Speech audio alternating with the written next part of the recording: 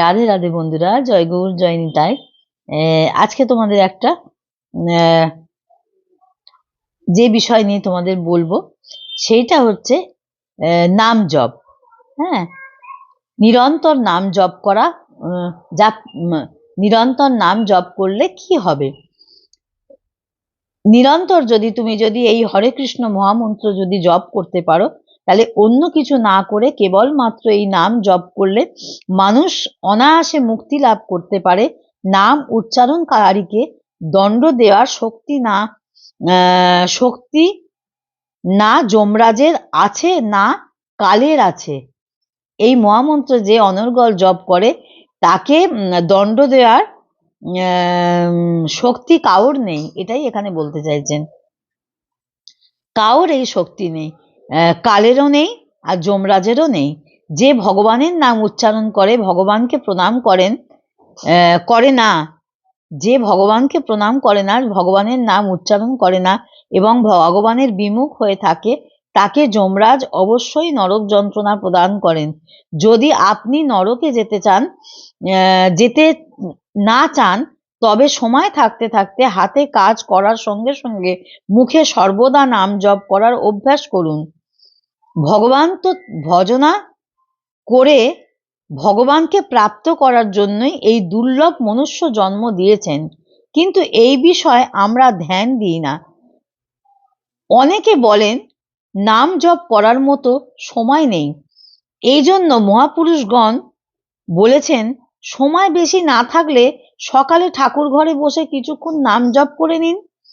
এটাও সম্ভব না হলে কমসে কম 9 বার নাম জপ করুন এবং তাকেও নিবেদন করুন, হে প্রভু, এইবার আপনার কাজে আত্মনিয়োগ করতে যাচ্ছি, এতেও কাজ সিদ্ধ হবে।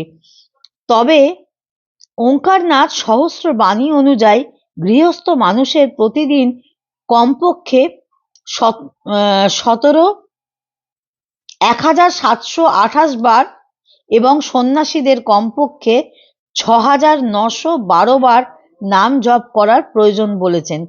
মালা করলে গৃহস্থদের 108টি মালা 16 বার এবং সন্ন্যাসীদের 64 বার জপ করা উচিত।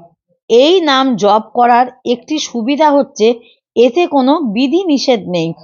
যে কোনো সময়, যে কোনো পরিস্থিতিতে, যে কোনোভাবে দীক্ষিত হোক বা না হোক, শারীরিক সুচিতা বা অসুচিতা যাই হোক, স্নান করে বা না করে, যেভাবেই হোক, যে কোনো স্থানেই ভগবানের নাম করা যায়। অন্য দেবদেবীরা শাস্ত্রীয় মন্ত্র জপ করার বিধিনিষেধ থাকলেও ভগবানের নাম জপের কোনো বিশেষ বিধিনিষেধ নেই। তাহলে তোমরা বুঝতে পারলে যে জপ ধ্যান করার কোনো বিধিনিষেধ নেই।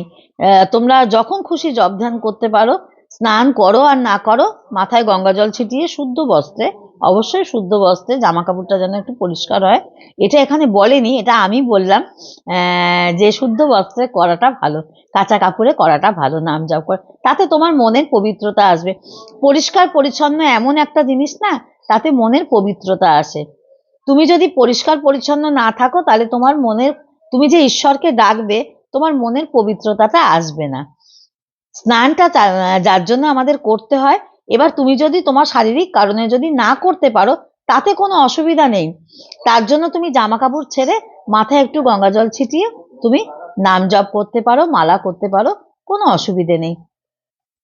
ঈশ্বরকে অনর্গল ডাকা যায়, অজপা জপ করা যায়, সর্বক্ষণ ঈশ্বরের নাম করা যায়, জপের মন্ত্র মহামন্ত্র সব সময় বলা যায়।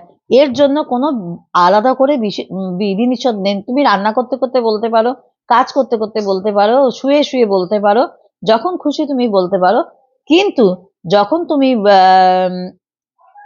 করতে বসবে বা জপটা করতে বসবে, তখন ওই তোমার যদি ভাত খেয়ে থাকো, মাছ ভাত খেয়ে থাকো, বা কোনো কিছু যদি অন্যরকম যদি আহার করে থাকো, আমিষ আহার করে থাকো, তখন একটু কাপড়টা ছেড়ে নেবে, তখন একটু মাথায় গঙ্গা জল ছিটিয়ে নেবে। এইগুলো আমাদের গৃহস্থ সংসারে সবাই করে থাকে, এগুলো বলার কিছু নেই।